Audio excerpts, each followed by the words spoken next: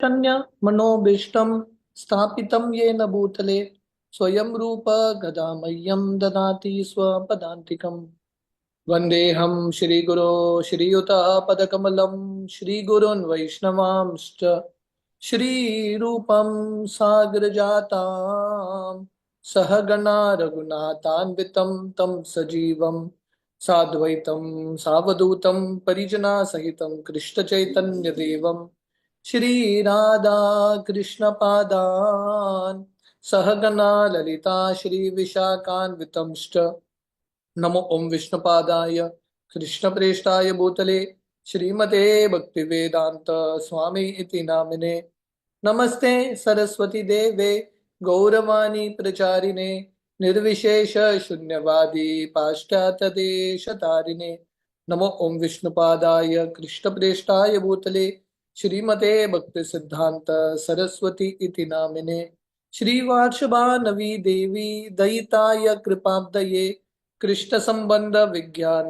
दायिने प्रभवे नमः माधुर्योज्वल प्रेमाढ्य श्री रूपानुग भक्तिदा श्री गौरा करुणा शक्ति विग्रहाय नमोस्तुते नमस्ते गौरवाणी श्रीमूर्तये दीनतारिणे रूपानुग विरुद्धाप सिद्धांत द्वंत हारिणे नमो गौर किशोराय साक्षात् वैराग्य मूर्तये विप्रलंबार सांबोधे पदाम्बुजायते नमः नमो भक्ति विनोदाय सच्चिदानंद नामिने गौर शक्ति स्वरूपाय रूपानुगवरायते गौर आविर्भाव भूमेस्त्वं निर्देश सज्जन प्रिय वैष्णवा सर्वभौम श्री जगन्नाथाय नमः वंशकल्पतरुभ्यश्च कृपा सिन्धुभ्येव च पतितानां पावनेभ्यो वैष्णवेभ्यो नमो नमः नमो महावदन्याय कृष्ण प्रेम प्रदायते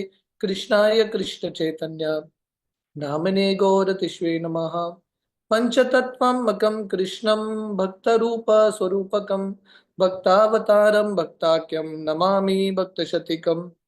हे कृष्ण करुणा सिंधु दीनबंधो जगतपते गोपेशा गोपिका कांत राधा कांत नमोस्तुते जयतां सुरतोर पंगोर मम मंद मतिर्गति मत्सर्वस्व पदाम्बोजो राधा मदन मोहनो दिव्या वृंदावन्य कल्पद्रुमदो श्रीमादत्नागरा सिंहासनस्थो श्रीमद् राधा शिल गोविंद देवो प्रेष्ठालभ्य सेव्य मानो स्मरामि श्रीमान् रास रसारंभी वंशीवट तटस्थित कर्शन वेणुर्स्वनिर्गोपीर गोपीनाथाय श्रियस्तु नः तप्त कांचन गौरांगी राधे वृंदावनेश्वरी वृषभानुसुते देवी प्रणमामि हरिप्रिये। जय श्री कृष्ण चैतन्य प्रभु नित्यानंद श्री अद्वैत गदाधार श्रीवासादि गौर भक्त वृंदा हरे कृष्णा कृष्णा कृष्णा हरे हरे हरे राम राम राम हरे हरे कृष्णा। तो आप सभी भक्तों का स्वागत है गौरांग सीरीज में। तो कल हम श्रवण कर रहे थे कि कैसे महाप्रभु जब गया से वापस आते हैं ईश्वरपुरी से दीक्षा प्राप्त करके, तो महाप्रभु हमेशा कृष्ण प्रेम का अनुभव कर रहे थे और उनके ये भावों को बाकी के लोग समझ नहीं पा रहे थे, नवद्वीप के लोग। इसलिए श्रीवास ठाकुर महाप्रभु के पास आते हैं और महाप्रभु को बोलते हैं आप मेरे घर में ही कीर्तन करना, क्योंकि बाहर के लोग आपके ये कृष्ण प्रेम को समझ नहीं पाएंगे। तो उस समय से महाप्रभु संकीर्तन श्रीवास आंगन में शुरू करते हैं। तो हमने कल के सत्र में श्रीवास आंगन में बहुत सारे अलग अलग कथाओं को सुना था।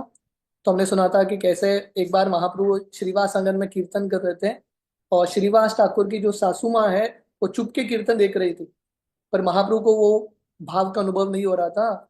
जब श्रीवास ठाकुर को समझ में आता है कि उनकी सासू माँ चुप के देख रही है, तो श्रीवास ठाकुर उनको बाहर कर देते हैं। तो महाप्रभु पूछते हैं आपने ऐसा क्यों किया? श्रीवास ठाकुर बोलते हैं मेरे लिए सबसे महत्वपूर्ण संबंध है आपके साथ, तो अगर आप प्रसन्न नहीं हो, आपके भक्ति में आनंद में कोई भी बाधा ला रहा है, कोई मेरा रिश्तेदार भी हो, उसको मैं अपने जिंदगी से बाहर करने के लिए तैयार हूँ। तो महाप्रभु इतने प्रसन्न होते हैं श्रीवास ठाकुर के ये प्रेम से और श्रीवास ठाकुर के ये समर्पण से। तो हमने कल श्रवण किया था कि श्रीवास ठाकुर हालांकि गृहस्थ थे, उन्होंने पूरा उनका जो घर है महाप्रभु और उनके भक्तों के लिए खोल दिया था। नित्यानंद प्रभु श्रीवास ठाकुर के घर में ही रुकते थे। तो कल हमने ये भी श्रवण किया, महाप्रभु एक बार श्रीवास ठाकुर को टेस्ट करते हैं कि आपने नित्यानंद को अपने घर में क्यों रखा है, वो कहाँ से आया है, उसका परिवार क्या है, कुछ भी पता नहीं। तो श्रीवास ठाकुर बोलते हैं नहीं, कोई आपके छोटे भक्त होंगे, कोई भी थोड़ा भक्ति कर रहा है, वो भी इतना महान है, नित्यानंद के बारे में क्या बोलना, वो आपसे अभिन्न है। तो महाप्रभु उस समय श्रीवास ठाकुर को बोलते हैं, आपके घर में कभी भी किसी भी चीज का कमी नहीं होगा, मेरा उत्तरदायित्व है, लक्ष्मी जो है आपके घर में हमेशा निवास करेगी। तो इस तरह से हमने श्रीवास आंगन में बहुत सारे कथाओं को देखा, और हमने ये भी देखा कि जिन जिन भक्तों ने श्रीवास ठाकुर के प्रति अपराध किया था, उन सबको अलग अलग कष्ट का अनुभव होता है, और फाइनली श्रीवास ठाकुर से माफी मांग के ही उनको भगवान की या महाप्रभु की कृपा मिलती है। तो हमने देवानंद पंडित का कथा सुना था कि कैसे देवानंद पंडित भागवत कथाकार थे, पर उन्होंने श्रीवास ठाकुर के प्रति अपराध किया, और फाइनली महाप्रभु देवानंद पंडित को तभी कृपा देते हैं जब श्रीवास ठाकुर उनको माफ करते हैं। और उसके बाद देवानंद पंडित जब प्रवचन दे रहे थे, भक्ति के भाव से प्रवचन दे रहे थे। हमने गोपाल चापल के बारे में सुना था। ये गोपाल चापल भी श्रीवास ठाकुर के प्रति अपराध कर देते हैं, उनको कुष्ठ रोग आ जाता है, वो महाप्रभु से माफी मांगने के लिए आते हैं कोला द्वीप में, कुलिया में, पर महाप्रभु को माफ नहीं करते। महाप्रभु बोलते हैं श्रीवास ठाकुर से माफी मांगना, और श्रीवास ठाकुर जब माफ करते हैं, उसके बाद महाप्रभु गोपाल चापल को अपने पार्षदों के रूप में स्वीकार करते हैं। और हमने ये भी सुना था कि कैसे महाप्रभु फाइनली ये संकीर्तन का आंदोलन शुरू करके एक दिन नित्यानंद प्रभु अभिराम ठाकुर के साथ नवद्वीप आते हैं, और हमने सुना था कि इतना सुंदर मिलन होता है नंदन आचार्य के घर में, चंद्रशेखर आचार्य के घर में। पहले बार ये अवतार में कृष्ण बलराम गौर निताई के रूप में मिल रहे हैं, और सब भक्त इतने प्रसन्न है नित्यानंद को प्राप्त करके, उनको लग रहा है कि अभी गौरांग महाप्रभु का ये दूसरा अवतार है, क्योंकि दोनों बिल्कुल एक जैसे दिख रहे थे। तो हमने ये भी सुना था कि कैसे एक बार सची माता कृष्ण बलराम के विग्रहों को खिलाती है, उनके घर में कृष्ण बलराम विग्रह थे, और वो विग्रहों को खिला के प्रसाद गौर निताई को खिलाती है। पर जब वो फिर से जाती है गौर निताई को प्रसाद खिलाने के लिए, वो देखती है कि गौर निताई कृष्ण बलराम बन जाते हैं। तो इससे पता चलता है ब्रजेंद्र नंदन जई सची सुत होइलो सही बलराम होइलो निताई, क्योंकि वृंदावन के कृष्ण महाप्रभु के रूप में आते हैं और बलराम जी नित्यानंद प्रभु के रूप में।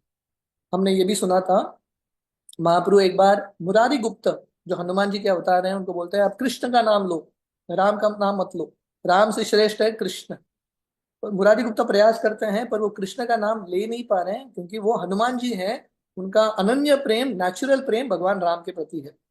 और फाइनली महाप्रकाश लीला में जब ये षट प्रहरीय लीला होता है और महाप्रभु सब इच्छाओं, सब भक्तों की इच्छाओं को पूरा करते हैं, मुरारी गुप्त को राम का स्वरूप दिखाते हैं, और मुरारी गुप्त स्वयं हनुमान जी बने हैं।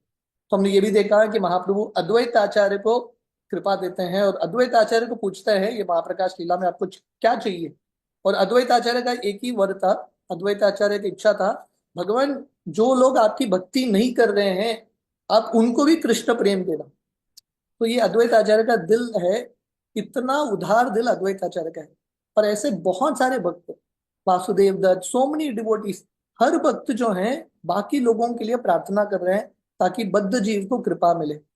महाप्रभु हरिदास ठाकुर को बताते हैं ये महाप्रकाश लीला में कि जब 22 मार्केट प्लेस में, बाजारों में हरिदास ठाकुर को पीटा गया पुलिया में, महाप्रभु स्वयं अपने पीठ से हरिदास ठाकुर के पीठ को उन्होंने ढक लिया, पर महाप्रभु चाबुक का निशान दिखाते हैं। तो इससे पता चलता है कि महाप्रभु अपने भक्तों से कितना प्रेम करते हैं। तो ऐसे महाप्रभु सबको कृपा दे रहे थे, पर महाप्रभु ने सची माता को कृपा नहीं दिया। तो सब भक्त महाप्रभु के पास गए और महाप्रभु को बोला कि आप सची माता को भी कृपा देना। महाप्रभु बोले नहीं, मैं अपने माँ सची माता को कृपा नहीं दूंगा। तो सब भक्त बोलने लगे क्यों? तो महाप्रभु बोले क्योंकि सची माता ने अद्वैत आचार्य के प्रति अपराध किया है। एक बार उन्होंने अद्वैत आचार्य को बहुत क्रिटिसाइज किया है, निंदा किया है, इसलिए मैं उनको कृपा नहीं दूंगा। तो फाइनली महाप्रभु सची माता और सब भक्तों के साथ अद्वैत आचार्य के घर में जाते हैं, और अद्वैत आचार्य का चरण धूलि सची माता लेती है, और उसके बाद महाप्रभु कृपा देते हैं अपने माँ को। तो इसे भी महाप्रभु सिखा रहे हैं कि व्यक्ति कितना भी महान हो, वैष्णवों के प्रति अपराध करेगा, भगवान कृपा नहीं देंगे जब तक वो वैष्णव का कृपा या वैष्णव का क्षमा मिलता नहीं है। और हमने ये भी प्रसंग सुना था, एक ब्रह्मचारी थे, जो बहुत वैरागी ब्रह्मचारी थे, सिर्फ फल खाते थे, दूध पीते थे। और वो श्रीवास ठाकुर के पास आते हैं और श्रीवास ठाकुर को बोलते हैं मुझे भी महाप्रभु का कीर्तन देखना है, मुझे भी एंट्री दे दो। तो श्रीवास ठाकुर का दिल बहुत कोमल है और बोलते हैं ठीक है चलो चुपके से देखना। तो ये ब्रह्मचारी अंदर आ जाते हैं। और महाप्रभु फिर से वही चीज बोलते हैं, मुझे वो भाव का अनुभव नहीं हो रहा है, मुझे वो आनंद नहीं आ रहा है जो जनरली आ रहा है, आता है मुझे। तो उस समय श्रीवास ठाकुर महाप्रभु के पास बोलते हैं ये एक ब्रह्मचारी है। और महाप्रभु ये ब्रह्मचारी को बुला के बहुत डांटते हैं ब्रह्मचारी को। तुमको क्या लगता है कि तपस्या से, वैराग्य से, योग से मेरा दर्शन होगा? नहीं, सिर्फ अनन्य भक्ति से मेरा दर्शन हो सकता है। और महाप्रभु इस तरह से ब्रह्मचारी को बहुत डांट के बाहर भेज देते हैं। और हमने सुना कि ऐसे ब्रह्मचारी महाप्रभु का ये डांट खाने के बाद उनके मन में क्या भाव था, वो सोच रहे थे महाप्रभु ने जो बोला सही है, कि मेरे अंदर भक्ति की है ही नहीं, ये सब जो भक्त हैं मेरे से कहीं ज्यादा श्रेष्ठ हैं, प्रगतिशील हैं। और ये ब्रह्मचारी, उनको सही में नम्रता लग रहा था, उनको सही में लग रहा था कि मेरे पास कुछ भी भक्ति नहीं है इन भक्तों के सामने। और वो बहुत कृतज्ञ थे कि एटलीस्ट थोड़े क्षण तक तो मुझे महाप्रभु का कीर्तन देखने को मिला, श्रीवास आंगन में आने को मिला, भक्तों का दर्शन हुआ। जब महाप्रभु, क्योंकि भगवान जो है अंतर्यामी है, सबके हृदय के भाव को समझते हैं, जब महाप्रभु कीर्तन कर रहे थे वो समझ गए कि ब्रह्मचारी के हृदय में इतना सुंदर भाव है। तो महाप्रभु तुरंत उसको बुलाते हैं अंदर और बोलते हैं नाउ यू आर क्वालिफाइड, अभी तुम्हारे पास क्वालिफिकेशन है क्योंकि तुम नम्र हो और ग्रेटफुल हो। तो ऐसे बहुत सारे लीलाएं श्रीवास आंगन में होते हैं। तो एक दिन महाप्रभु श्रीवास आंगन में जब कीर्तन कर रहे थे, कीर्तन करते करते महाप्रभु बेहोश हो जाते हैं। और अद्वैत आचार्य मौके का फायदा उठाते हैं और अद्वैत आचार्य महाप्रभु का चरण धूलि लेके अपने सर पर डाल देते हैं, क्योंकि महाप्रभु बेहोश है, उनको पता नहीं क्या चल रहा है। महाप्रभु जब वापस होश में आते हैं, महाप्रभु बोलते हैं अरे किसी ने मेरे भक्ति को चुरा लिया है, मेरे पास अभी हृदय में कुछ भी प्रेम नहीं है, किसी ने मेरे पूरे भक्ति को चुरा लिया है, अभी जिंदगी जीने का कुछ फायदा नहीं। महाप्रभु दौड़ के जाते हैं और गंगा में जाके छलांग लगा लेते हैं। और उनके पीछे नित्यानंद जाते हैं, नित्यानंद भी छलांग लगा लेते हैं और दोनों गायब। महाप्रभु भी चले गए, नित्यानंद भी चले गए। और 1 किलोमीटर ऐसा तैर के नंदन आचार्य के घर में बाहर आते हैं, नंदन आचार्य के घर में छुप जाते हैं। अद्वैत आचार्य जब उनको समझ में आता है कि महाप्रभु ने लिटरली, महाप्रभु कौन से भाव में गए थे, मुझे अपना प्राण त्यागना है, खुदकुशी करना है। तो अद्वैत आचार्य को लगा मेरे वजह से, क्योंकि मैंने महाप्रभु का चरण धूलि लिया, महाप्रभु चले गए। तो अद्वैत आचार्य रो रहे थे अभी क्या करना है, क्या करना है। सब भक्त ढूंढ रहे गंगा में, पर कहीं पे दिख नहीं रहे हैं गौरनताई। तो अद्वैत आचार्य को इतना बुरा लग रहा है कि मेरे वजह से महाप्रभु ने इतना एक्सट्रीम स्टेप लिया है। तो महाप्रभु नंदन आचार्य के घर में छुपे थे और वहां पे श्रीवास ठाकुर को बुलाते हैं और पूछते हैं क्या चल रहा है, भक्तों के पोजीशन क्या है। तो श्रीवास ठाकुर बोलते हैं सब भक्त आपके विरह में इतना रो रहे हैं, खासकर अद्वैत आचार्य। तो महाप्रभु बोलते हैं ठीक है, अभी अद्वैत आचार्य को लेसन मिल गया। तो महाप्रभु थोड़ी देर बाद अद्वैत आचार्य को बुलाते हैं और बोलते हैं नेक्स्ट टाइम आप मेरा चरण धूलि मत लेना। तो महाप्रभु का ये स्टाइल था बताने के लिए, डोंट टेक माई डस्ट। और उसके बाद अद्वैत आचार्य, हालांकि बहुत महान थे, वरिष्ठ थे, उन्होंने महाप्रभु का चरण धूलि नहीं लिया। तो महाप्रभु जब नवदीप में लीलाएं कर रहे थे, संकीर्तन लीला, तो वहां के एक लोकल मैजिस्ट्रेट थे जो मुस्लिम थे, उनका नाम था चांद काजी। ये कंस के अवतार हैं महाप्रभु के लीलाओं में। तो थोड़े हिंदू लोग चांद काजी के पास गए और उनको बोलने लगे कि ये निमाई पंडित गौर हरि ओपनली सबके सामने कृष्ण का नाम बोल रहा है जो सही नहीं है। तो ये स्मार्त ब्राह्मण, ये हिंदुओं को लग रहा था भगवान का नाम ना प्राइवेटली बोलना चाहिए, जोर जोर से सबके पास, सबके सामने बोलना नहीं चाहिए।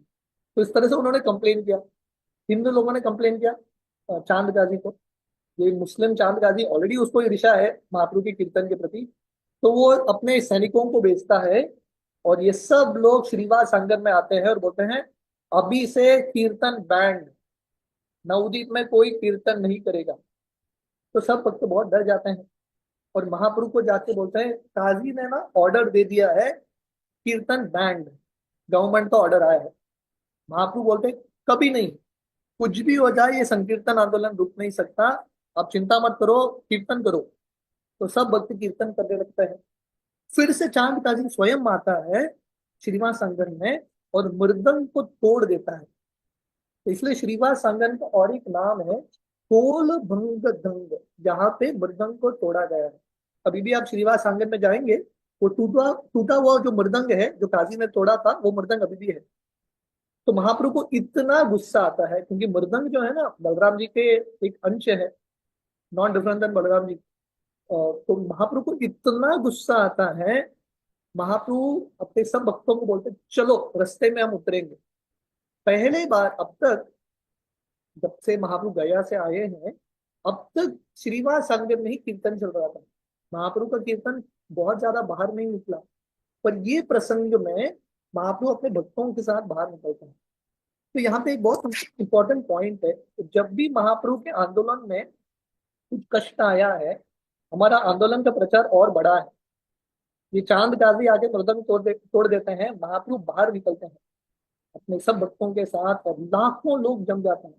वर्णन आता है महाप्रभु का जो इन्फ्लुएंस है, प्रभाव इतना था, 2 लाख लोग जम गए और सब हाथ में मशाल लेके कीर्तन करते हुए चांद काजी की घर की ओर जा रहे हैं।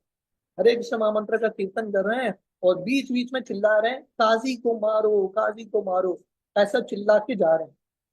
तो काजी अभी डर गया, क्योंकि उसको लग रहा था निमाई पंडित और उसके भक्त एक 10-5 लोग हैं, उसको दबा देंगे।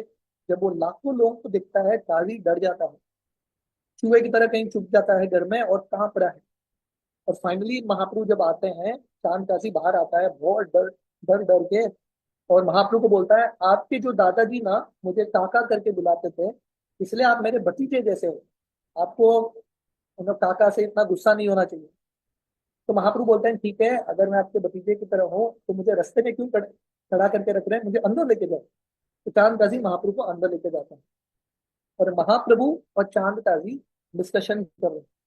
ये इतिहास का पहला इंटरफेथ डिस्कशन है। महाप्रभु वैदिक धर्म के अनुसार डिस्कशन कर रहे हैं और चांद काजी कुरान के बल पे डिस्कस डिस्कस कर रहे हैं। तो महाप्रभु पहला प्रश्न पूछते हैं चांद काजी को, अगर बैल और गाय हमारे माता पिता है, आपके धर्म में आप बैल और गाय को क्यों मारते हो? ये कहाँ पे लिखा है, कौन से धर्म में लिखा है? तो चांद काजी बोलता है आपके हिंदू धर्म में भी गोमेध यज्ञ अश्वमेध यज्ञ होता है, आप भी तो मारते हो गायों को। तो महाप्रभु बोलते हैं नहीं, वो अलग है। जब एक्चुअल सही रूप से गोमेध यज्ञ या अश्वमेध यज्ञ किया जाता है, वो जो पशु जिसका बलि चढ़ाया जाता है, वो मंत्र के बल पे वापस उनको एक नया शरीर मिलता है मनुष्य का। और महाप्रभु बोलते हैं, कलयुग में कोई भी ब्राह्मण इतना शक्तिशाली नहीं है, इसलिए गोमेध यज्ञ अश्वमेध यज्ञ बैंड है कलयुग में। इस तरह से अलग अलग विषयों पे चर्चा करते हैं based on Vedas and Quran, Quran और वेद के बल पे। तो इससे पता चलता है कि महाप्रभु भी बुद्धिमान थे, शास्त्रों में निपुण थे, और चांद गाजी भी कुरान में निपुण थे। तो महाप्रभु फाइनली पूछते हैं, कुरान में 2 मार्ग है, निवृत्ति मार्ग, प्रवृत्ति मार्ग। तो निवृत्ति मार्ग मतलब वैराग्य का मार्ग, और प्रवृत्ति मार्ग मतलब एंजॉयमेंट का मार्ग। तो महाप्रभु पूछते हैं आपके धर्म में दोनों मार्ग हैं, पर इतना आपने जोर एंजॉयमेंट पे क्यों दिया है? और फाइनली महाप्रभु बोलते हैं हम तो भगवान के नाम का उच्चारण कर रहे हैं, आप जिनको अल्लाह करके बुलाते हो, हम उन्हीं को कृष्ण बुलाते हैं, आप हमारे कीर्तन को क्यों रोक रहे हो? कौन से धर्म में लिखा है कि कीर्तन को रोकना चाहिए? तो महाप्रभु इस तरह से चांद गाजी से बात करें। तो चांद गाजी उस समय महाप्रभु को बोलते हैं मैं ना आपको कुछ चीज बताना चाहता हूँ। कल रात को जब मैं मृदंग तोड़ के वापस आया, रात के समय एक अद्भुत व्यक्ति मेरे सपने में आया, एक्चुअली आ गया, मैंने उसका दर्शन किया। आधा मनुष्य आधा सिंह आके मेरे छाती पे बैठ गया और चिल्लाने लगा, तुम अगले बार कीर्तन को बंद करोगे मैं तुमको मार दूंगा। और अपने नाखून से मेरे छाती को फाड़ने लगा। और चांद काजी अपना शर्ट निकालता है और एक्चुअली नरसिंह देव के नाखून के निशान थे। तो इसे पता चलता है कि नरसिंह देव हमेशा भक्तों की रक्षा करने के लिए, संकीर्तन की रक्षा करने के लिए तैयार है। तो फाइनली चांद काजी अपने सब सेवकों को बुलाता है और बोलता है अभी से आगे के जितने भी हमारे पीढ़ी होंगे, कोई भी नवदीप में कीर्तन को नहीं रोकेगा। तो अभी भी नवदीप के जो मुस्लिम्स हैं, संकीर्तन और महाप्रभु के आंदोलन को बहुत रिस्पेक्ट करते हैं। और चांद काजी का जब तिरवा होता है, उनका समाधि बनता है, या मुस्लिम धर्म में कब्रिस्तान बोलते हैं, हमारे धर्म में समाधि बोलते हैं। तो चांद काजी का जहाँ पे समाधि है वहां पे दो वृक्ष हैं, नीम का वृक्ष और चंपक वृक्ष, और दोनों एक दूसरे को आलिंगन कर रहे हैं। चांद काजी का और एक निक नेम था चंपक, और महाप्रभु का निक नेम था निमाय नीम। तो ये दोनों चांद काजी और महाप्रभु ये दो वृक्ष के रूप में इटर्नली वहां पे लीला कर रहे हैं, और महाप्रभु चांद काजी को आलिंगन कर रहे हैं। ये महाप्रभु का करुणा है। कृष्ण लीला में भगवान ने कंस को मार दिया, अपने मामा को मार दिया। यहाँ पे गौर लीला में महाप्रभु चांद गाजी को मारते नहीं है, उसको वैष्णव बना देते हैं। तो इस तरह से महाप्रभु चांद गाजी का उद्धार करते हैं। तो एक दिन महाप्रभु पुंडरीक विद्यानिधि का स्मरण करते हैं। पुंडरीक विद्यानिधि वृषभानु के अवतार हैं। महाप्रभु के लीलाओं में भगवान कृष्ण के महान भक्त। तो पुंडरीक विद्यानिधि का जन्म बंगाल में, बांग्लादेश में चट्टग्राम करके गांव में हुआ था। तो महाप्रभु नवदीप में थे। उस समय पुंडरीक विद्यानिधि नवदीप नहीं आए थे, अभी भी बांग्लादेश में थे। पर महाप्रभु को विरह महसूस हो रहा था पुंडरीक विद्यानिधि से। तो महाप्रभु एक दिन रोने लगे और चिल्लाने लगे, मेरे पिताजी पुंडरीक, मेरे पिताजी, मेरे बाप पुंडरीक, ऐसा करके महाप्रभु चिल्लाने लगे, मैं कब आपको देख पाऊंगा। तो सब भक्त तो सोचने लगे ये पुंडरीक कौन है, हमने अब तक पुंडरीक के बारे में कभी सुना नहीं। तो सब भक्त तो सोच रहे थे हु इज दिस पुंडरीक, क्योंकि महाप्रभु क्या बोल रहे थे, मेरे पिताजी पुंडरीक, मेरे पिताजी पुंडरीक। तो सब भक्तों को लगने लगा शायद महाप्रभु कृष्ण को बुला रहे हैं, क्योंकि भगवान कृष्ण का भी एक नाम है पुंडरीक या पुंडरीकाक्ष, और कृष्ण हमारे पिताजी हैं, शायद उनको बुला रहे हैं। तो भक्तों को समझ में नहीं आया महाप्रभु किसी भक्त को बुला रहे हैं, कृष्ण भगवान को बुला रहे हैं, किसको बुला रहे हैं। फाइनली भक्त जो है, जब महाप्रभु वापस थोड़े बहुत प्राण से बाहर आता है, महाप्रभु होश में आते हैं, उनको पूछते हैं ये कौन है ये पुंडरीक, हमने तो इसके बारे में कभी सुना नहीं, वो कहाँ पे रहते हैं, क्या करते हैं, हम भी उनके बारे में जानना चाहते हैं। तो महाप्रभु बोलते हैं आप बहुत भाग्यशाली लोग हो, आप इनके बारे में जानना चाहते हो। पुंडरी, पुंडरी का नाम सुनते ही तीनों जगत शुद्ध हो सकता है। उनके कार्य, उनके लीलाएं इतने अद्भुत है। भगवान कृष्ण के शुद्ध भक्त ब्राह्मण है, सब शास्त्रों को जानते हैं, और हमेशा कृष्ण प्रेम के लहरों में तैरते रहते हैं। और महाप्रभु बोलते हैं कि पुंडरीक जो है उनको भगवान के प्रति इतना प्रेम है, भगवान के लिए रोते हैं, गाते हैं, और कभी कभी बेहोश हो जाते हैं। पुंडरीक विद्यानिधि की एक खासियत था जो महाप्रभु यहाँ पे बताते हैं। पुंडरीक विद्यानिधि को गंगा के प्रति इतना सम्मान था, वो कभी भी गंगा में उन्होंने पैर नहीं रखा, इवन टच गंगा। क्योंकि उनको लग रहा था ये गंगा जो है भगवान विष्णु का चरणामृत है, उन्होंने कभी पैर भी नहीं रखा। शाम के समय वो जाके गंगा से थोड़ा पानी का सेवन करते थे। तो वर्णन आता है कि पुंडरीक विद्यानिधि जब देखते थे लोग गंगा में स्नान कर रहे हैं, अपने वस्त्रों को धो रहे हैं, बालों को धो रहे हैं, पुंडरीक विद्यानिधि को इतना बुरा लगता था। तो ये उनका लेवल था। उन्होंने कभी गंगा में स्नान तो छोड़ा, पैर भी नहीं रखा, सिर्फ थोड़ा पानी का सेवन करते थे। तो पुंडरीक विद्यानिधि चट्टग्राम में रहते थे। पर महाप्रभु बोले बहुत जल्दी पुंडरीक नवदीप में आने वाला है, क्योंकि इनका दूसरा घर नवदीप में है। और महाप्रभु बोले ये पुंडरीक विद्यानिधि बाहर दृष्टिकोण से साधारण व्यक्ति की तरह दिखता है, भौतिक मटेरियलिस्टिक की तरह, पर बहुत महान भक्त हैं, कोई भी उनको पहचान नहीं पाएंगे, और मैं उनको जानता हूँ। इस तरह से महाप्रभु रोने लगे, मेरे पिताजी पुंडरीक, मेरे पिताजी पुंडरीक। तो यहाँ पे एक बहुत इंपॉर्टेंट पॉइंट है जो महाराज जी यहाँ पे स्ट्रेस कर रहे हैं, कि भगवान के जो शुद्ध भक्त हैं हम अपने आंखों से देख नहीं सकते। जैसे भगवान को हम अपने दृष्टि से देख नहीं सकते, जब भगवान की कृपा होती है तभी हम भगवान को पहचान पाएंगे। वैसे शुद्ध भक्तों को भी पहचानने के लिए भगवान की कृपा लगती है। तो महाप्रभु का इतना प्रेम था पुंडरीक विद्यानिधि के प्रति, उन्होंने लिटरली पुंडरीक विद्यानिधि को नवदीप आकर्षित किया। जब भगवान का कुछ तीव्र इच्छा होता है ना, भक्त जो है ऑटोमेटिकली अट्रैक्ट हो जाते हैं। तो पुंडरीक विद्यानिधि नवदीप आते हैं उनके बहुत सारे शिष्यों के साथ। पुंडरीक विद्यानिधि गुरु भी थे, पर बाहरी दृष्टिकोण से जैसे मैं बता रहा था वो भौतिकवादी मटेरियलिस्टिक व्यक्ति की तरह दिख रहे थे, इसलिए कोई भी भक्त पुंडरीक विद्यानिधि को पहचान नहीं पाए।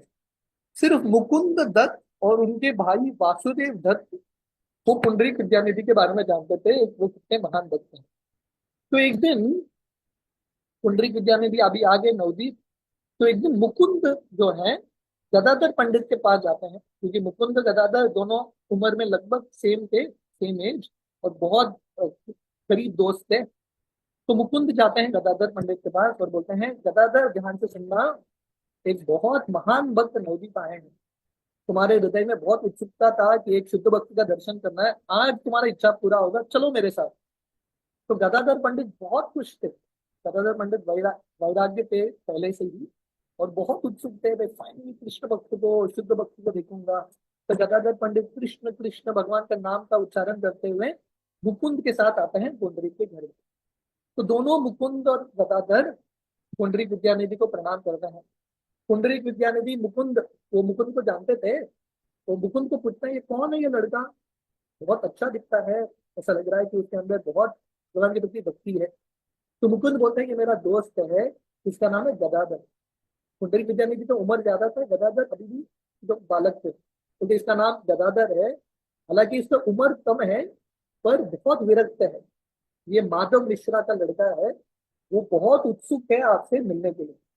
इस तरह से पुंडरीक विद्यानिधि गदाधर पंडित से मिलते हैं। तो वर्णन आता है, पुंडरीक विद्यानिधि उस समय एक बिस्तर के ऊपर बैठते हैं। ये बिस्तर मखमल का बिस्तर था, इसमें बहुत कीमती लकड़ी था, बहुत सारे कीमती हीरे थे वहां पे। और उसके ऊपर एक शैंडलियर था, बहुत कीमती अलग अलग ऑर्नामेंट्स थे वहां पे हैंगिंग।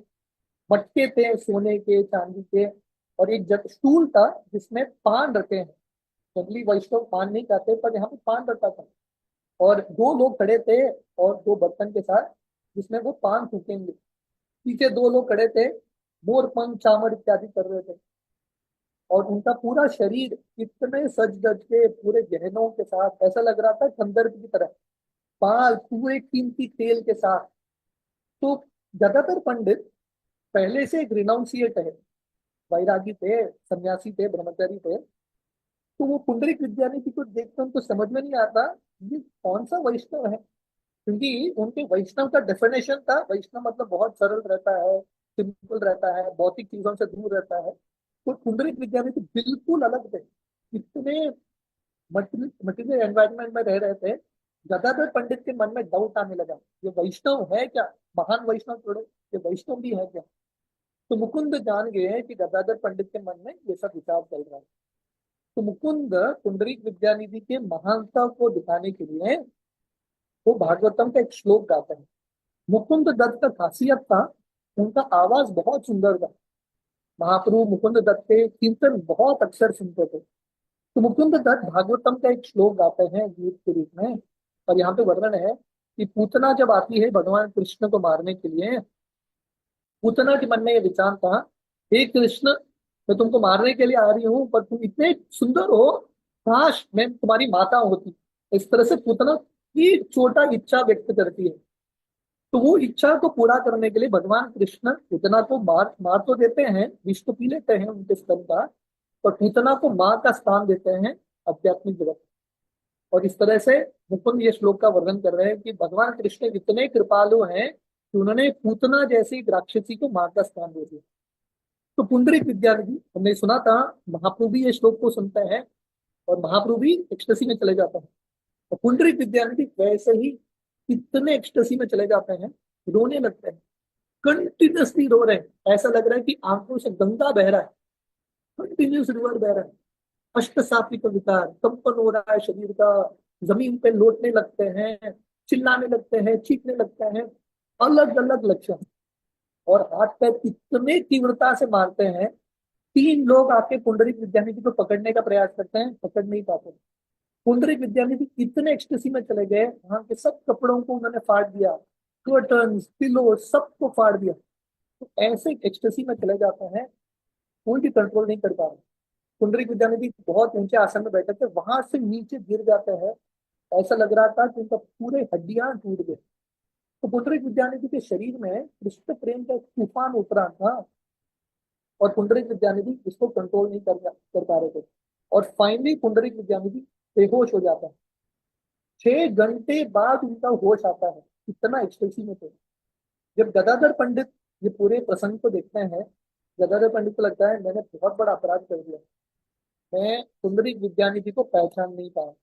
तो मुकुंद के पास जाते हैं और मुकुंद को बोलते हैं, आप मेरे सही दोस्त हो, आपने मुझे बचा लिया। अगर आप ये श्लोक का उच्चारण नहीं करते हैं, मैं पुंडरीक विद्यानिधि के प्रति और अपराध कर लेता। अभी मुझे समझ में आया कि पुंडरीक विद्यानिधि कितने महान है। मुकुंद तुम्हारा बहुत बहुत धन्यवाद। इस तरह से गदाधर पंडित मुकुंद को बोलता है, अभी मेरा इच्छा है मुझे पुंडरीक विद्यानिधि से दीक्षा लेना है, तभी मेरे जो मैंने अपराध किया है उनके प्रति मन में, इससे मेरा उद्धार होगा। तो इस तरह से गदाधर मुकुंद को बताता है। पुंडरीक विद्यानिधि 6 घंटे बाद जब उनका होश आता है, मुकुंद पुंडरीक को बोलते हैं, गदाधर आपको देख के पहला उनको मन में थोड़ा डाउट आया, अभी फाइनली वो आपसे दीक्षा लेना चाहते हैं।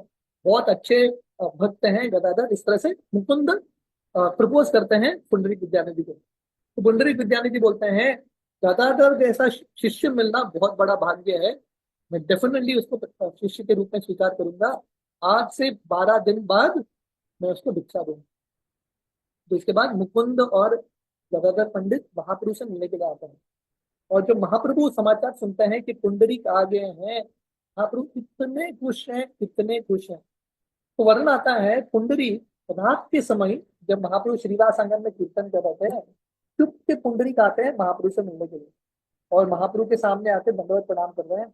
और महाप्रभु इतने खुश हैं पुंडरीक को मिलके, बोलते, हे भगवान, हे कृष्ण, आप बहुत कृपालु हो, आपने पुंडरीक को भेजा है मेरे पास मुझे कृपा देने के लिए। इस तरह से महाप्रभु पुंडरीक विद्यानिधि का गुणगान कर रहे हैं, और महाप्रभु पुंडरीक विद्यानिधि का आलिंगन कर रहे हैं। तो पहली बार वहां के जो भक्त हैं पुंडरीक विद्यानिधि को देख रहे हैं, और उनके शरीर में भगवान के प्रति इतना प्रेम था। पुंडरीक विद्यानिधि महाप्रभु के चरण में गिरते हैं और बोलते हैं कि मेरा जिंदगी सफल हो गया, मुझे आपका दर्शन हुआ।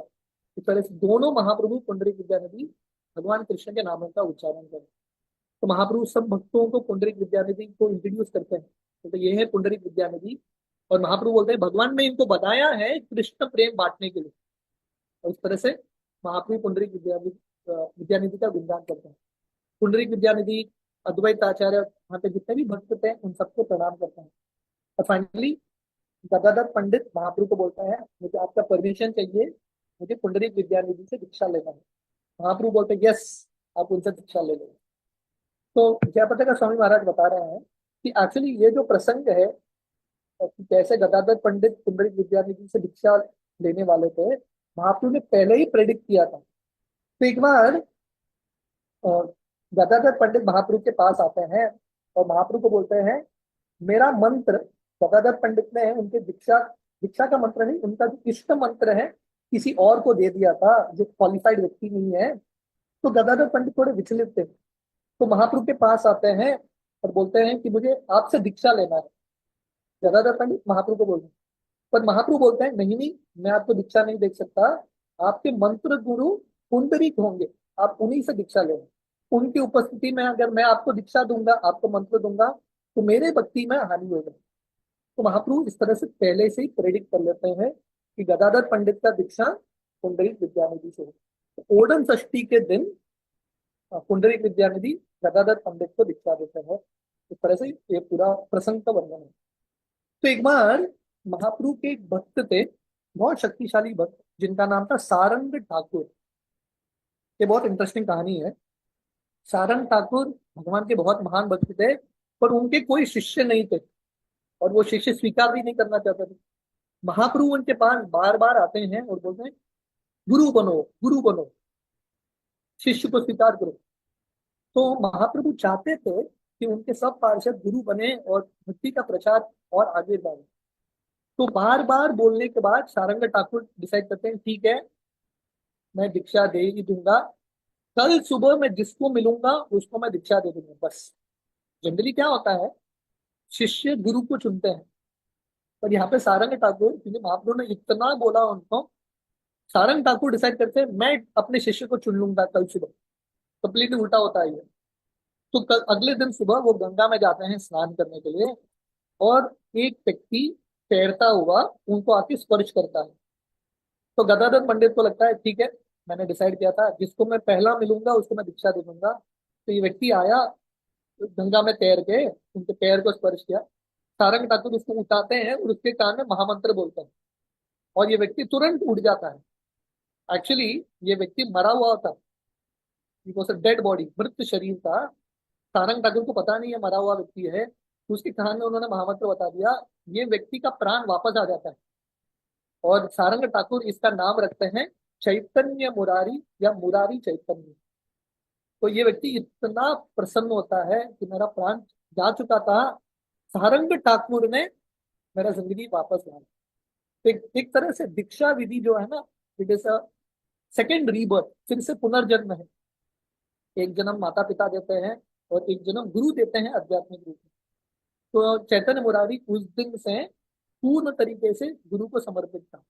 उसके माता पिता आते हैं चैतन्य मुरारी के, जब उनको समझ में आता है कि लड़का वापस जिंदा हो गया, वापस आते हैं। तो चैतन्य मुरारी बोलता है नहीं नहीं, आपका जो लड़का है मर चुका था, सारंग ठाकुर ने वापस मुझे बुलाया, क्योंकि अभी से यही मेरे माता पिता हैं, मैं गुरु का ही सेवा करूंगा, घर वापस नहीं आएंगे। तो चैतन्य मुरारी घर वापस नहीं गए। और चैतन्य मुरारी वो इतने निडर प्रचारक थे, क्योंकि उन्होंने मृत्यु को देखा था। उसके बाद इतने निडर बन गए। वो जब चल के जाते थे जंगल में, शेर बैठा था, शेर के पास जाके शेर को थप्पड़ लगाते थे और बोलते थे चैंट हरे कृष्णा का जप करो। और शेर भी कीर्तन का भाग लेता था, वो भी जप करता था। तो चैतन्य मुरारी जो सारंग ठाकुर के शिष्य हुए, वो शेर पे बैठ के गांव में आते थे लोगों को प्रचार करने के लिए। वो सर्प को गले में पकड़ के उनको भक्त बनाते थे इस तरह। तो चैतन्य मुरारी चैतन्य ने हजारों शिष्यों को, उन्होंने हजार शिष्य स्वीकार किए। इस तरह से कंटिन्यूअसली वो नाम जप करते थे। तो वर्णन आता है, महाराज जी यहाँ पे बता रहे हैं, चैतन्य मुरारी का भाव इतना था, कभी कभी जब उनको एकांत में जप करना था, गंगा के अंदर जाके बहुत दिन जप करते थे। It was like a great mistake. तो इस तरह से महाराज सारंग ठाकुर और चैतन्य मुरारी के बारे में बताते हैं। तो नवदीप में महाप्रभु बहुत सारे लीलाओं में दिखाते हैं। हमने हरिदास ठाकुर की लीला में देखा कि कैसे महाप्रभु हरिदास ठाकुर को बचाने के लिए आते हैं, गंगादास पंडित को बचाते हैं। तो एक बार महाप्रभु श्रीवास ठाकुर को एक बहुत सुंदर उनका एक कृपा दिखाते हैं श्रीवास ठाकुर को। नवदीप क्योंकि एक बहुत बड़ा सिटी था मुस्लिम गवर्नमेंट का, तो बहुत सारे मुस्लिम गवर्नमेंट के जो सोल्जर्स थे नवदीप में रहते थे। तो एक बार क्या होता है, वहां के जो ब्राह्मण थे, जिनको महाप्रभु के आंदोलन के प्रति थोड़ा बहुत ईर्ष्या का भाव था, वो श्रीवास ठाकुर से मजाक करने के लिए आते हैं और श्रीवास ठाकुर को बोलते हैं, श्रीवास तुम्हारी वजह से ये मुस्लिम जो सोल्जर्स हैं, सैनिक हैं, आक्रमण कर रहे हैं पूरे नवदीप में, और हम सबको मार देंगे क्योंकि तुम कीर्तन कर रहे हो। एक्चुअली ऐसा कुछ हुआ नहीं था, तो ऐसे गलत न्यूज फैलाते हैं, श्रीवास तुम्हारे वजह से हम सबका अंत हो जाएगा। तो श्रीवास ठाकुर इतने डरे हुए थे, क्योंकि उनका हृदय इतना कोमल है, उनको लग रहा था मेरे वजह से सब लोगों को कष्ट होगा। वो जाके पूजा घर में, उनके घर में प्रार्थना करने लगे और नरसिंह देव से प्रार्थना करने लगे, हे नरसिंह, हे भगवान, प्लीज आप बचा लीजिए हिंदुओं को, हमारे वजह से किसी को कष्ट नहीं होना चाहिए। तो श्रीवास ठाकुर जब प्रार्थना कर रहे थे, महाप्रभु आते हैं और श्रीवास ठाकुर के दरवाजे को खटखटाते हैं और महाप्रभु बोलते हैं, श्रीवास बोलो, जिसके लिए तुम प्रार्थना कर रहे हो वो भी आ गए हैं, खोलो दरवाजा। तो श्रीवास ठाकुर दरवाजा खोलते हैं, वो देखते हैं कि महाप्रभु चतुर्भुज विष्णु का रूप ले लेते हैं, हाथ में शंख चक्र गदा पद्म, और श्रीवास ठाकुर महाप्रभु को प्रणाम कर रहे हैं। और महाप्रभु बोलते हैं, चिंता मत करो, मैंने पहले ही तुमको बोला है संकीर्तन आंदोलन में कुछ नहीं होगा, तुम इतने डरे हुए क्यों हो, अब चिंता मत करो, मैं हूं तुम्हारी रक्षा करने के लिए। इस तरह से महाप्रभु श्रीवास ठाकुर को आश्वासन देते हैं। तो जयपति का स्वामी महाराज एक इम्पोर्टेंट चीज बताते हैं। शायद एक दो सत्र पहले ये हमारा डिस्कशन हो रहा था कि भगवान कृष्ण के जो भक्त हैं, महाप्रभु के जो पार्षद हैं, या जो महाप्रभु के आंदोलन में भाग लेते हैं, उनको दो स्वरूप मिलता है। वृंदावन में भी एक स्वरूप मिलता है, नवदीप में भी स्वरूप मिलता है। तो महाराज जी यहाँ पे बता रहे हैं, हम सब जानते हैं नारद मुनि श्रीवास ठाकुर के रूप में आते हैं महाप्रभु की लीलाओं में भाग लेने के लिए। तो महाराज यहाँ पे बता रहे हैं, आध्यात्मिक जगत जो है, गोलोक वृंदावन, इसके चार भाग हैं। वृंदावन, ब्रज, मथुरा, द्वारका और श्वेत। श्वेत का अर्थ है श्वेत द्वीप या नवदीप। नवदीप आध्यात्मिक जगत में भी है। जो भक्त गौर लीला में या जंगली जो महाप्रभु के जो पार्षद थे, उनका गौर लीला में भी एक स्वरूप था और कृष्ण लीला में भी एक स्वरूप था। और महाराज जी यहाँ पे बता रहे हैं, जो भगवान के प्रामाणिक भक्त हैं, जो महाप्रभु के आंदोलन में सिंसियरली भाग लेते हैं, उनको ये अवसर मिलता है, अपॉर्चुनिटी मिलता है गौर लीला में भी भाग लेने के लिए आध्यात्मिक जगत में, और कृष्ण लीला में भी भाग लेने के लिए। इस तरह से महाप्रभु श्रीवास ठाकुर को एक स्पेशल दर्शन देते हैं। तो महाप्रभु के एक पार्षद थे, हमने मुकुंद दत्त के बारे में सुना। मुकुंद दत्त के भाई वासुदेव दत्त। वासुदेव दत्त जो है इतने दयालु थे, इतने दयालु थे, उनके हृदय में आ, बद्ध जीवों के प्रति इतना करुणा था। एक दिन वो महाप्रभु से प्रार्थना करते हैं, भगवान मुझे ना जितने भी जीव जंतु हैं उन सबका पाप मुझ में आ जाए, और आप जो है उन सबका उद्धार करके उनको भगवत धाम लेके जाओ, कृष्ण प्रेम प्रदान कीजिए। इस तरह से वासुदेव दत्त का भाव था। तो प्रभुपाद ये चैतन्य चरितामृत के तात्पर्य में बताते हैं जीसस क्राइस्ट ने किसके लिए प्रार्थना किया। जीसस क्राइस्ट बोले जो क्रिश्चियंस हैं उनका पाप मैं लेने के लिए तैयार हूँ और उनको स्वर्ग दे दूंगा। पर वासुदेव दत्त का करुणा इतना था ना, वो सिर्फ गौड़ी वैष्णवों के लिए प्रार्थना नहीं कर रहे, जितने भी जीव जंतु हैं, कोई पशु हो, कोई मनुष्य हो, कीड़ा हो, सबके लिए प्रार्थना कर रहे हैं। तो भगवान को बोल रहे हैं सबका पाप मुझ में आ जाए और उन सबको आप कृष्ण प्रेम दे दो, हरे कृष्ण महामंत्र दे दो।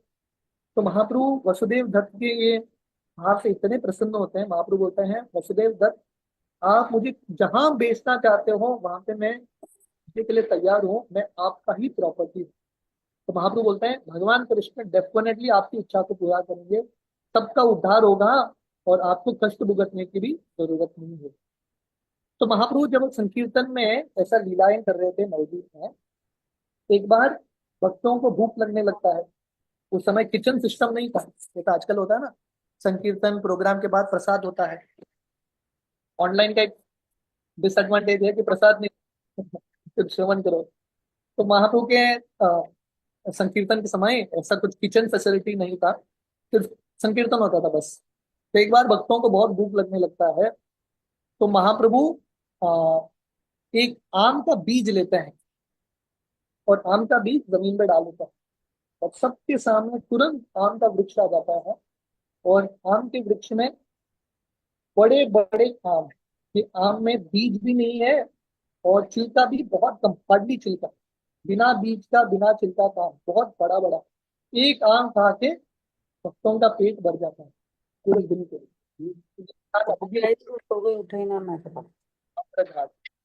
महाप्रभु दिखा रहे हैं कि कैसे महाप्रभु ये जो कृष्ण प्रेम, ये जो फल है वो बांटने के लिए आए हैं गौरांग महाप्रभु के रूप। तो अ, महाप्रभु की लीलाओं में ये बहुत फेमस कहानी है कैसे महाप्रभु केशव कश्मीरी का उद्धार करते हैं। भागवतम में, भागवतम के पहले स्कंद 7वां अध्याय 10वां श्लोक, आत्मा रामा का ये जो श्लोक है, आत्मा रामश्च मुनयो निर्गंति च उरुक्रमे, ये जो बहुत फेमस श्लोक है, हमने चैतन्य चरितामृत में सुना था कि कैसे महाप्रभु ये श्लोक का एक्सप्लेनेशन 64 अलग अलग अर्थ सनातन गोस्वामी को देते हैं और 18 अलग अलग अर्थ सर्व भट्टाचार्य को देते हैं। सिर्फ महाप्रभु क्योंकि कृष्ण है, वो ये श्लोक का अर्थ इतने अलग अलग रूप में दे पा रहे थे। पर ये श्लोक का बेसिक एसेंस यही है कि अगर कोई लिबरल है, इधर आ, वो गेट खोल के रख देते ना। तो ये श्लोक का अर्थ सार में यही है कि अगर कोई लिबरेटेड व्यक्ति भी है, भगवान कृष्ण की लीलाओं से इतना आकर्षित होता है, वो भगवान कृष्ण की लीलाओं में भाग लेने के लिए तैयार होता है। तो ये प्रूफ है कि भगवान जो है उनके रूप है, भगवान की लीलाएं गुण है। और लिबरेटेड सोल जैसे सुखदेव गोस्वामी हो, सतुष कुमार हो, वो भी भगवान के प्रति आकर्षित होते हैं।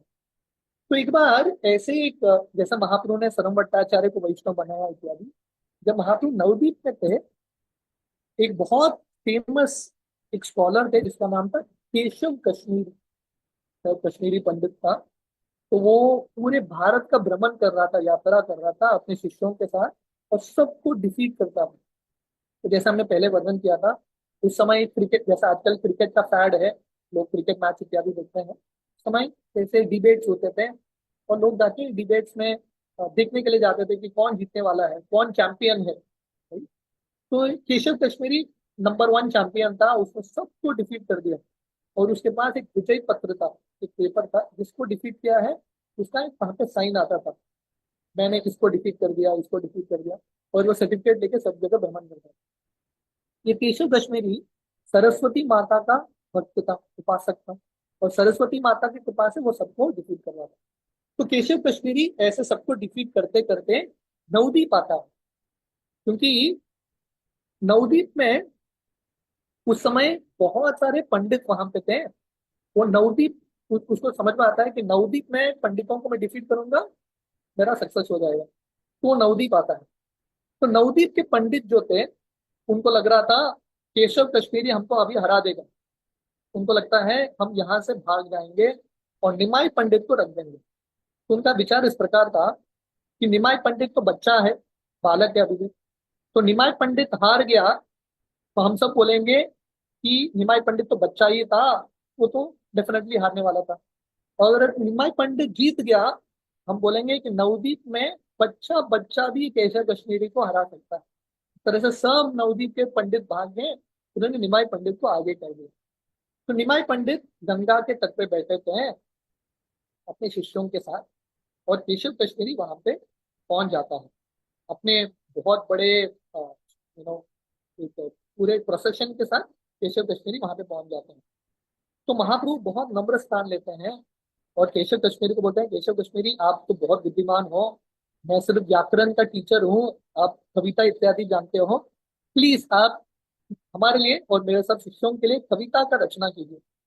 तो केशव कश्मीरी तुरंत 100 श्लोकों की रचना करते हैं गंगा के गिरगा में, परफेक्ट संस्कृत, फटाफट। ऐसा नहीं कि पहले कंपोज किया, नया कंपोजिशन, 100 वर्सेस।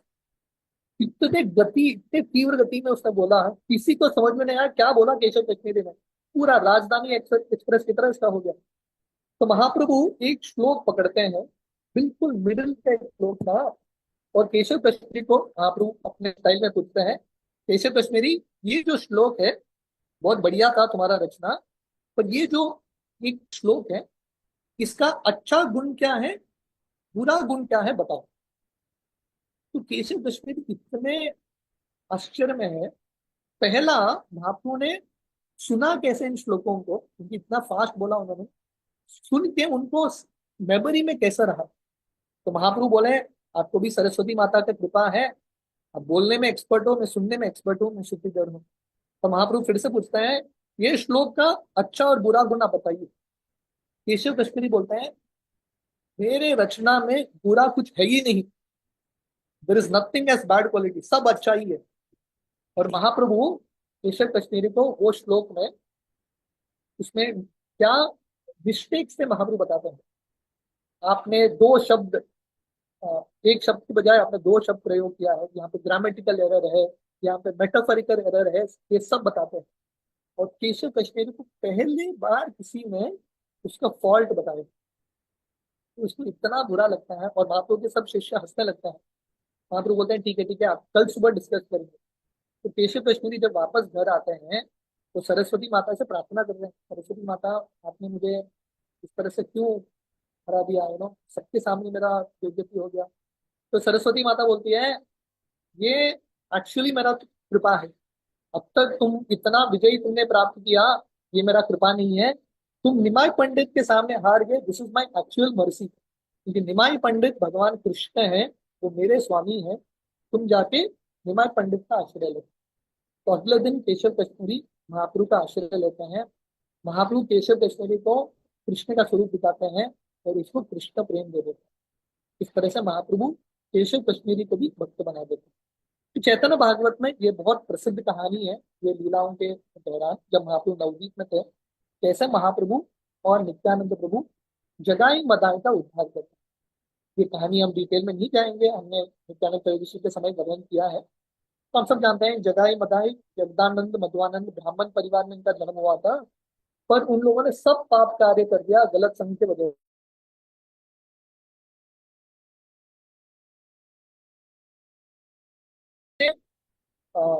बुरा पाप कार्य क्या क्या है जिससे मैक्सिमम व्यक्ति को सफरिंग मिल सकता है, और वो सब कार्य करते थे, मतलब ढूंढ ढूंढ के पाप कार्य टिक करते थे, सब पाप कार्य कर दिए। तो महाराज जी यहाँ पे बता रहे हैं, यमराज जी जगाई मदाई के लिए एक नया नरक तैयार कर रहे थे, स्पेशल कस्टम डिजाइंड हेल्प, सिर्फ जगाई मदाई के लिए, उनको पीड़ित करने के लिए, उनको कष्ट देने के लिए। और यमराज जी के 27 स्टोर हाउस में, वेयर हाउसेस में सिर्फ जगाई मदाई के पाप के बारे में लिखा गया था। 27 उनका स्टोर हाउस भर गया, उनके पाप के जो अलग अलग कागज हैं वो सब लिख के वहां पे भर गए थे। पर महाप्रभु और नित्यानंद प्रभु गौर निताई, उन्होंने जगाई मदाई को शुद्ध वैष्णव बना दिया। हमने एक्चुअली नित्यानंद लीला के समय, नित्यानंद प्रभु के आविर्भाव के समय हमने जो प्रसंग शुरू किया था चैतन्य भागवत से, हम कंप्लीट नहीं कर पाए। पर एक्चुअली यहाँ पे वर्णन आता है कि महाप्रभु जगाई मदाई को उनके पार्षदों के रूप में स्वीकार करते हैं। श्रीवास आंगन में जो ब्राह्मणों को एंट्री नहीं मिलता था, जगाई मदाई को एंट्री मिल जाता है। और जगाई मदाई पंच तत्व के साथ बैठ के प्रसाद गा रहे हैं, कीर्तन कर रहे हैं, ऐसा उनका लेवल हो जाता है। तो जब यमराज जी ये सुनते हैं कि जगाई मदाई को गौर निताई ने वैष्णव बना दिया, यमराज जी बेहोश हो जाते हैं। और यमराज जी के जो सर्वेंट्स हैं सब यमदूत जाके यमराज जी को मोर पंख कर रहे हैं, उनपे पानी छिड़का रहे हैं। शिव जी आते हैं और बोलते हैं, अरे पागल यमदूत, इस तरह से यमराज जी को उठा नहीं सकते, उनको एक्सटेसी हुआ है, महाप्रभु के करुणा देखो उनको एक्सटेसी हुआ, कीर्तन करो। तो सब यमदूत यमराज जी के कान में जोर जोर से हरे कृष्ण महामंत्र का कीर्तन करते हैं, और यमराज जी उठ जाते हैं। और यमराज जी और सब यमदूत मिलके कीर्तन कर रहे हैं यमलोक में। और यमराज जी इतने प्रभावित हैं कि महाप्रभु की कृपा से अभी यमदूतों को कम काम है, वेरी लेस वर्क, कि महाप्रभु ने सबको वैष्णव बना दिया। तो इस तरह से महाप्रभु का कीर्तन प्रचार कार्य चल रहा था।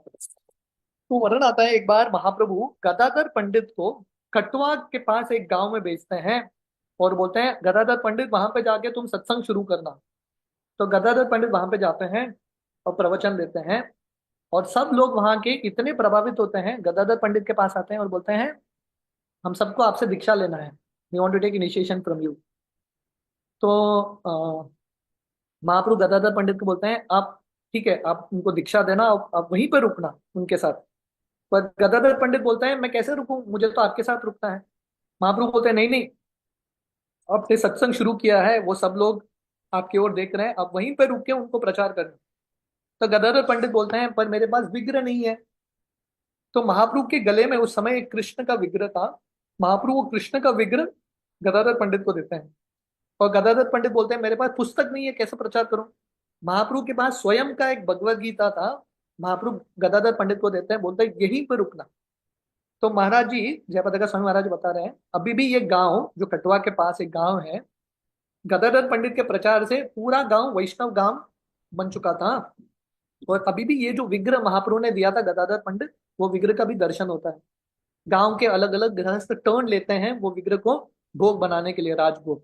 और वो जो भगवत गीता है उसका अभी भी दर्शन होता है। तो इस तरह से यहाँ तक महाप्रभु के जो किशोर लीलाएं हैं, कैशोर लीलाएं हैं, वो समाप्त होते हैं।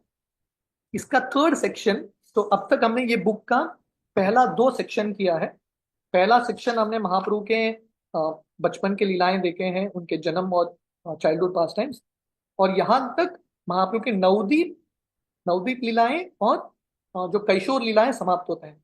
सेक्शन 3 जो हम मंडे से ही शुरू करेंगे, अभी ऑलमोस्ट टाइम अप नाउ। तो सेक्शन 3 महाप्रभु कैसे संन्यास लेते हैं, और संन्यास लेने के बाद महाप्रभु कैसे जगन्नाथपुरी में जाके अलग अलग लीलाएं करते हैं, उसका हम श्रवण करेंगे। तो मोस्ट प्रोबेबली जब हम मंडे से शुरू करेंगे, another 3 sessions I think we should be able to complete God leela. Hare Krishna. Shri Chaitanya Mahaprabhu की जय। परम पूज्य जयपताका स्वामी महाराज की जय। हरी हरी बोल। Thank you so much Prabhu जी, बहुत सुंदर सेशन दिया। प्रभु जी अपने पास समय रहेगा क्वेश्चन सेशन के लिए? हाँ, यस। आप उसी वक्त से विनती है कि आज की क्लास से रिलेटेड आपका कोई प्रश्न हो तो आप प्लीज हैंड रेज करके प्रभु जी को पूछ सकते हैं। प्रभु जी, आपने जो सारंगा ठाकुर प्रभु के बारे में बताया, तो प्रभु जी वो डिसाइपल महाप्रभु के ही थे? डिसाइपल आई डोंट नो, या महाप्रभु के पार्षद तो थे, हाँ। I don't know disciple. Mahaprabhu ने वैसे इन वन सेंस किसी को ऐसा डिसाइपल के रूप में, you can call associates of Mahaprabhu, I don't know whether Mahaprabhu ने इनको फॉर्मली दीक्षा दिया, वो तो वर्णन नहीं आता। ओके, क्योंकि प्रभु जी मेरे मन में तो बस छोटा सा ही जिज्ञासा हुआ कि जैसे सारंगा ठाकुर प्रभु ने ये कहा ना, उनको दीक्षा दिया, तो जब गुरु अवेलेबल हैं तो शिष्य चाहे कितनी ही उच्च कोटि पे क्यों ना हो, वो दे सकता है। मतलब महाप्रभु ने ये रखा था कि उनके रहते रहते ही सभी उनके डिसाइपल्स दीक्षा दें, विभिन्न विभिन्न क्षेत्रों में प्रचार करके, या कैसे प्रभु जी इसको समझें? गदाधर पंडित के बारे में पूछ रहे हैं क्या? हाँ प्रभु, मतलब कि जिन्होंने भी है ना, मतलब वहां पे प्रसार प्रचार किया और प्रसार प्रचार किया और दीक्षा दी, तो महाप्रभु के प्रेजेंस में जैसे दिया, तो वही जानना था प्रभु जी। या एक है, डेफिनेटली महाप्रभु चाहते थे, अ, हमारा आज्ञा है गुरु हाय तारे यही देश। जब महाप्रभु कूर्म ग्राम जाते हैं, महाप्रभु कूर्म ब्राह्मण को यही चीज बोलते हैं ना। What is that verse? Mahaprabhu बोलते हैं कि गीता भागवत का प्रचार करो और तुम्हारे गांव में ही गुरु बनो, बिकम अ गुरु। तो महाराज जी यहाँ पे बता रहे हैं क्लियरली कि महाप्रभु चाहते थे, Lord Chaitanya wanted all his disciples to become gurus, but the formality of diksha, generally ये एटिकेट है, सदाचार है कि गुरु के होते होते जनरली वही गुरु दीक्षा देते हैं, और गुरु के बाद the disciples continue to give diksha. That is the process. इसलिए हम देखते हैं कि जब गदाधर पंडित महाप्रभु के पास जाते हैं और महाप्रभु को बोलते हैं मुझे आपसे मंत्र दीक्षा लेना है, महाप्रभु बोलते हैं नहीं, आपके गुरु पुंडरीक विद्यानिधि हैं, आप उनसे दीक्षा लेना, उनकी उपस्थिति में आपको दीक्षा दूंगा तो मुझे अपराध लगेगा। So this is the point, right? So both the things Mahaprabhu definitely wanted, चाहते थे कि उनके सब शिष्य, उनके सब पार्षद गुरु बने, पर साथ ही साथ this etiquette is also there. अरे वो, थैंक यू प्रभु जी।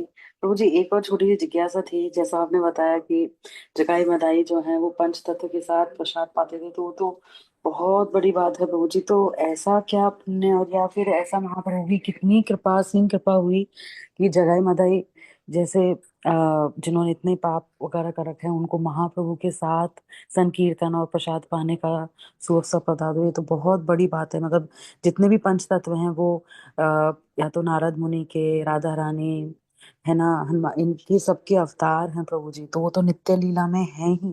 पर जगाई मधाई, अब वैसे तो प्रभु देखा जाए तो जय विजय हैं और उन्हीं के इनकारनेशन होकर आए, पर यहाँ पे तो उन्होंने लीला करी या कुछ भी, यहाँ पे बहुत अपराध वगैरह करे, नित्यानंद प्रभु की कृपा पाके भक्ति में भी आए। पर इतनी असीम कृपा की प्रभु जी, पंच तत्व के साथ प्रसाद पाना और ये सब, तो ये सब अहत की कृपा में है या नित्यानंद प्रभु की कृपा प्रभु? या so this the power of Nityananda Prabhu. तो महाप्रभु ये पूरे प्रसंग में नित्यानंद का गुणगान करते हैं। ये नित्यानंद प्रभु का शक्ति है कि नित्यानंद प्रभु ने ऐसे लोगों को भी वैष्णव बना दिया। तो नित्यानंद प्रभु इज द ओनली होप हम सबके लिए। नित्यानंद प्रभु एक ही आशा है कि हमारे पास कुछ भी गुण नहीं है, ये एक गुण है, नित्यानंद प्रभु का कृपा आ गया, then everything else is possible. और जैसे आपने ये शब्द प्रयोग किया अहेतुकी, something is just beyond your understanding, हम समझ नहीं पाएंगे। तो ऐसी कृपा हमें भी प्रदान करें नित्यानंद प्रभु, ऐसा आशीर्वाद दें प्रभु जी। यस, डेफिनेटली वही हमारा प्रार्थना है। Thank you Prabhu ji. Sorry Radha Govinda mata ji, over to you. Hare Krishna, आप प्रश्न करें अपना। इट्स ओके माता जी, हरि बोल। हरे कृष्णा प्रभु जी, दंडवत प्रणाम। Thank you so much Prabhu जी, आप इतने सुंदर तरह से हम लोग को नित्य प्रति गौर कथा जो कि बहुत दुर्लभ है, वो आप हम लोग को प्रदान करें। Thank you so much Prabhu ji. मेरा एक्चुअली 4-5 क्वेश्चंस है, but it is very rapid fire kind of questions, तो आप शॉर्ट में आंसर देंगे Prabhu ji, sorry. Yeah, my first question was कि how is Mukund and Gadadhar Pandit related? मतलब वो क्या brothers, मतलब brothers थे कि relationship? Can you tell? Friends, Friends, okay. Devotee, और who are devotees from the beginning. नहीं सुना प्रभु जी, कट रहा था आवाज। नहीं, दोनों दोस्त हैं और दोनों पहले से भक्त थे, so like devotee friends from the beginning. Okay शायद ओके। लगभग Mukund, Gadadhar, Mahaprabhu, they were like almost like same classmate, schoolmates also. साथ में उन्होंने लगभग पढ़ाई भी किया है।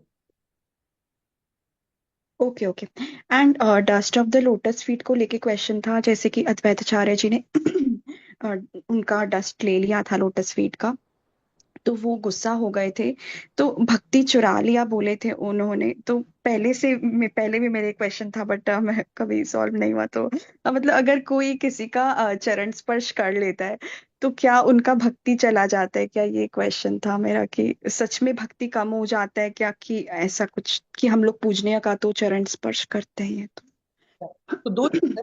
तो, अ, महाप्रभु एक लेसन देना चाहते थे अद्वैताचार्य को कि आप मत कीजिए, आप सीनियर हो, प्लीज डोंट डू इट। तो महाप्रभु क्योंकि इतना स्ट्रांग लेसन देना चाहते थे, महाप्रभु ने ऐसा किया। फर्स्ट फर्स्ट चीज। हाँ। और दूसरा चीज डेफिनेटली, नो वैष्णव जो है ना, we should be very careful that, कि स्पेशली जो अभक्त हैं, चरण स्पर्श करते हैं ना, there's lot of karmic reaction also we get, उनके कर्म भी हमारे पास आ जाते हैं। तो थोड़ा केयरफुल रहना भी अच्छा है। पर उसके साथ साथ हमने कल के प्रसंग में ये सुना था, जयपताका स्वामी महाराज जब सची माता अद्वैताचार्य का चरण लेती है, महाराज ये भी बताते हैं कि कभी कभी वैष्णवों का चरण धूलि किसी न किसी प्रकार से लेना भी चाहिए। So that is also principle, but along with that one has to be a little careful also। तो महाप्रभु सिखा रहे हैं कि how one should be very careful to not allow others to touch your feet. Okay okay, thank you प्रभु जी। और एक question था कि कृष्ण बलराम, या आपने जो वो सची माता का प्रसादम का बताया था, तो कृष्ण बलराम जी उस सॉरी गौर निताई कौन से एज के थे? मतलब बहुत छोटे थे कि यूथ में थे? देवर यंग। या, ओके नित्यानंद वॉज 32। नित्यानंद जब नवदीप आते हैं, नित्यानंद का उम्र 32 है, क्लियर। तो Mahaprabhu would have been 22, 10 years difference. Okay okay okay, thank you प्रभु जी। और काजी को जब नरसिम्हदेव ने डराया था, तो उसके बाद क्या वो भक्त बन गए थे क्या? I somehow miss that. Kazi becomes a devotee. Okay okay. And Gadadhar ji का आप मंत्र का कुछ बता रहे थे कि वो उनका उस समय ना आपका वॉइस थोड़ा सा फ्लिकर हुआ था, तो ये आप क्या बता रहे थे कि मंत्र हो गया था, उनका कुछ हो गया था, समथिंग हैपन टू हिज मंत्रा, सो चैतन्य महाप्रभु से उन्होंने मांगा था तो उन्होंने मना कर दिया था। व्हाट हैपन टू हिज मंत्र? इट वाज नॉट अ दीक्षा मंत्र बट समवॉट। तो महाराज जी बोलते हैं इष्ट मंत्र, इष्ट मंत्र is your इष्ट देव। सो गदाधर पंडित ने किसी अनक्वालिफाइड व्यक्ति को मंत्र दिया था, ही गेव सम मंत्र टू एन अनक्वालिफाइड पर्सन। इसलिए गदाधर पंडित का ये भक्ति का भाव थोड़ा कम हो जाता है, इसलिए वो महाप्रभु के पास आते हैं। और महाप्रभु इनडायरेक्टली गदाधर पंडित को बोल रहे हैं कि ये भी एक अपराध है to give an unqualified person. इसलिए गुरु ना इज वेरी केयरफुल कि शिष्य को प्रॉपरली टेस्ट करें और उसके बाद देना। तो महाप्रभु एक तरह से गदाधर पंडित को बोलते हैं, नेक्स्ट टाइम थोड़ा just be a little careful. Okay, तो वो अपना जो पुंडरिक विद्यानिधि से जो मंत्र मिला था वो ही शेयर्ड इट, दैट्स व्हाई उनको वो हुआ था। Before that,